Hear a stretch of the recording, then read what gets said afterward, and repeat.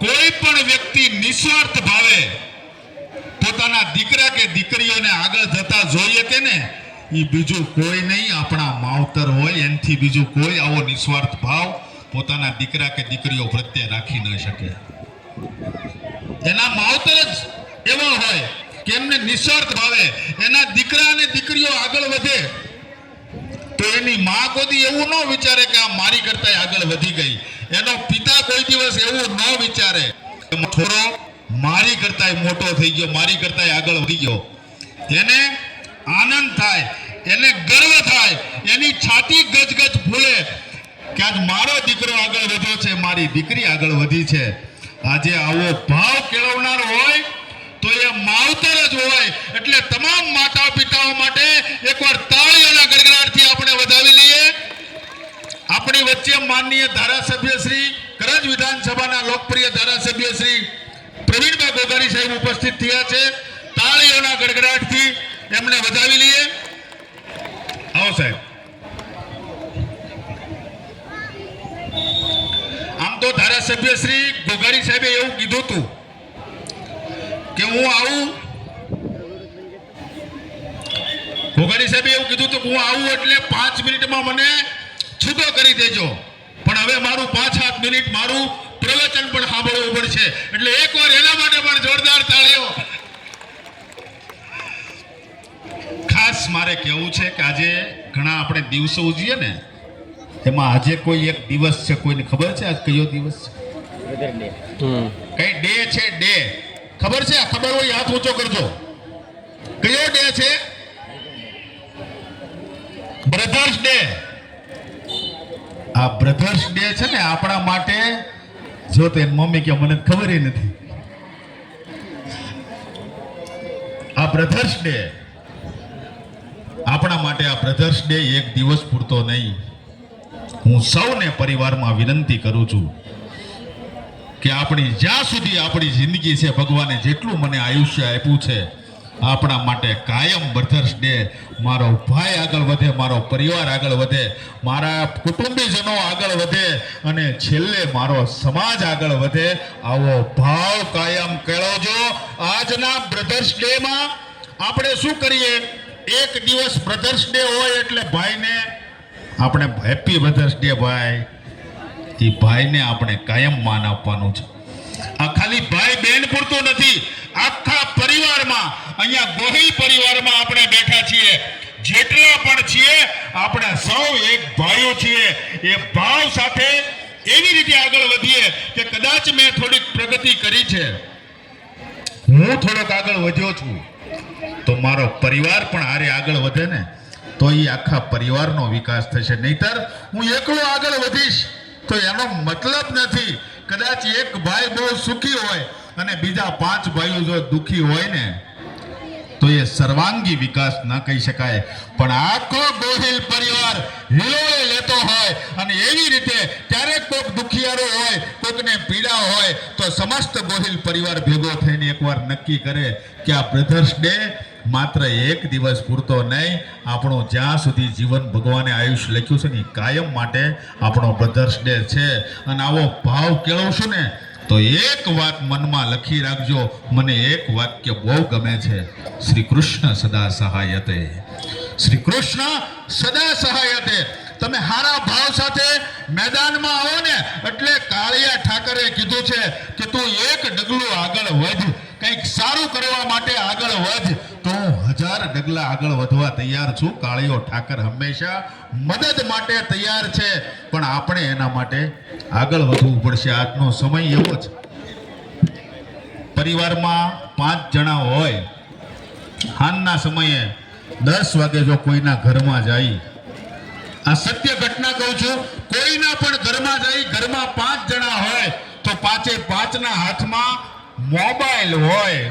એ 5 જણા પોતપોતાના મોબાઈલમાં રીલું જોતા હોય, ફેસબુક જોતા હોય, ટ્વિટર જોતા હોય, ઇન્સ્ટાગ્રામ જોતા હોય કે વોટ્સએપ જોતા હોય.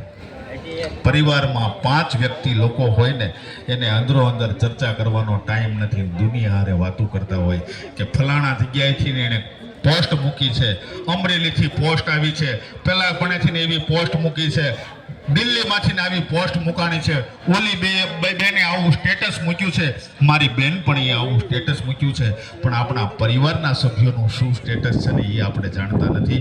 હું એક વિનંતી કરું છું, ઘરમાં 1 કલાક એવો કાઢજો હાલનો સમય કે 1-2 કલાક અમે આખું ઘર ફોન નહીં વાપરીએ, આખા ઘરના પરિવારના સભ્યો અમે હારે બેહીન દિવસ દરમિયાન જે કાંઈ થયું હશે ને અમે ઘરમાં ચર્ચા કરશું. આવો એક સંકલ્પ આપણા ગોહિલ પરિવારનો એક શરૂઆત કરે એવી હું આપ સૌને વિનંતી કરું છું.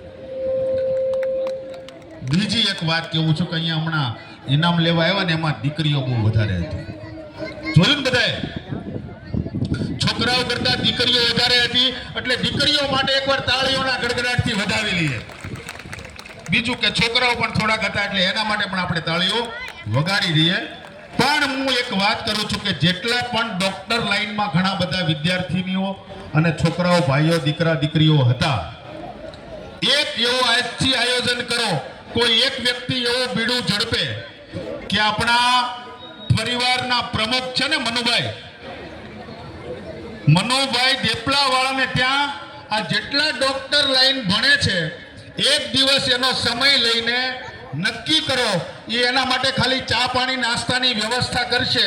ડોક્ટર લાઈનમાં જેટલા ભણ્યા છે ને એકવાર મનુભાઈ દેપલા વાળાના ઘરે જઈને 1 કલાક બેસશું અને 1 કલાક બેસીને બધાય અંદરો અંદર ચર્ચા કરશું કે ભાઈ તને શું તકલીફ પડી, તારા પરિવારમાં શું છે, તારા ઘરમાં શું વાંધો છે, તને કેટલી મહેનત કરી, તારે કેટલા ટકા આવ્યા, તમારા પરિવારનું બેકગ્રાઉન્ડ શું છે, તમારા ગામનું સ્ટેટસ શું છે, કયું ગામ છે, તમે કઈ જગ્યાએ રહો છો, એની આરે આત્મીયતા કેળવીને મનુભાઈ દેપલા વાળા સાહેબના ઘરે સમય લઈને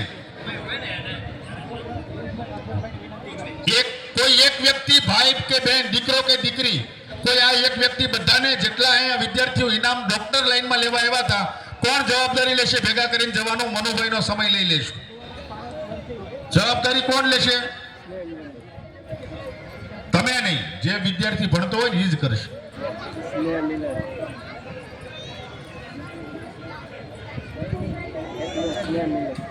નીતિનભાઈ ગોહિલ જે આ વિદ્યાર્થીઓનું સંચાલન કરે છે, યસ બેઠા છે, પણ હું એક વાત કરું, નીતિનભાઈ તો કરશે, એ તો મહેનત કરતા જ આવ્યા છે, પણ આમાં આપણને કંઈક જવાબદારી મળે ને તે દિવસે આપણે આંગળી ઊંચી કરવામાં ગભરાઈએ છીએ. આનાથી એક કાંઈ ઉપજે નહીં. હું એક શ્લોક કહીને મારી વાત પૂરી કરી દઈશ.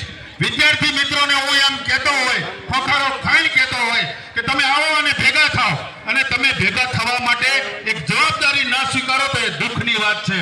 હું સંસ્કૃતનો એક શ્લોક કહીશ. શ્લોકમાં કીધું છે કે અશ્વમ નેવમ ગજમ નેવમ વ્યાઘ્રમ નેવચ અજાપુત્ર બલિદધ્યા દેવો દુર્બલ ઘાતકા. એને એવું કીધું છે કે બલિ ચડાવવામાં આવે કે સિંહની, ઘોડાની, હાથીની બલિ નથી ચડતી. બલિ કોની ચડે છે? 2 કરતું બકરીનું બચ્ચું બલિ ચડે છે. 2 કરતું હોય એવી બકરીના બચ્ચાની બલિ ચડે છે. ત્યારે એકવાર આપણે મનમાં ગાંઠ વાળી લઈ કે 2 કરતા બકરીના બચ્ચાની જેમ જીવન જીવવું એની કરતા સિંહની જેમ ત્રાડ નાખીને જીવન જીવીએ. ક્યાં કોઈનું લૂંટી લઈએ છે, ક્યાં કોઈનું ખાઈ જઈએ છે. જ્યારે પણ નેતાગીરી, લીડરશિપ લેવાનો સમય આવે ત્યારે વિદ્યાર્થી મિત્રો, યુવાન મિત્રો 100% આગળ વધે એવી હું આ તકે વિનંતી કરું છું. પરિવારમાં જે આપણો ભાવ છે એ પરિવાર પ્રત્યેનો ભાવ, આપણી લાગણી, કંઈક નવા સંકલ્પો, નવા વિચારો એની સાથે આપણે ભેગા થઈએ. હું ખાલી આ ડોક્ટર લાઈનનું બોલ્યો એટલું પૂરતું નહીં, કોઈ વિદ્યાર્થી કોલેજ કક્ષામાં અભ્યાસ કરતા હોય તેઓને પણ વિનંતી કરું છું કે કોલેજના વિદ્યાર્થીઓને ભેગા થઈને એક દિવસ તમે ક્યાંક આયોજન કરો.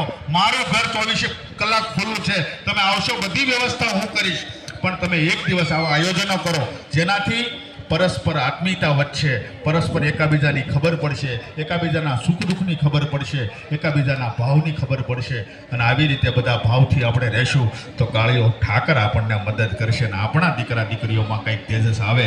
હમણાં અશોકભાઈ કહેતા હતા ને કે અસતોમાં તો તમસોમાં જ્યોતિર્ગમય, ભગવાન ઊંડા આધારેથી પરમ તેજે તું અમને લઈ જા, કંઈક એવા અસત્યના માર્ગેથી અમને સાચા માર્ગે તું લઈ જા.